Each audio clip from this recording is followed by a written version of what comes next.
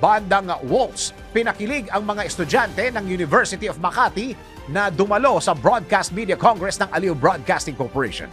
Naritong Showbiz Spotlight ni Anton. Naghatid ng iba't ibang feels ang bokalista ng Waltz na si John Walter sa mga estudyante na University of Makati kung saan ginanap kamakailan lang ang Broadcast Media Congress ng Aliw Broadcasting Corporation na layuning magbigay ng kaalaman sa mga aspiring media practitioners. Tinilian, kinakiligan at nakarelate ang mga estudyante sa mga pinerform ng original songs ng Waltz na Cindy at Marahuyo na punong-puno ng hugot.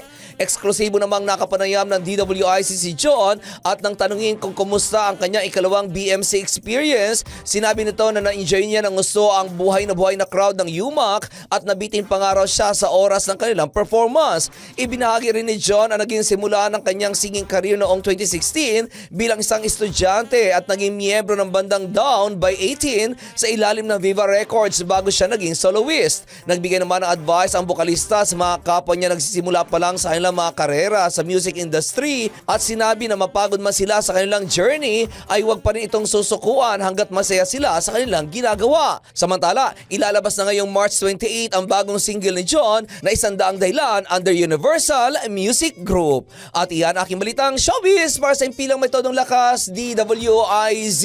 Ako si Anton, nagbabalita ng tama, naglilingkod ng tama.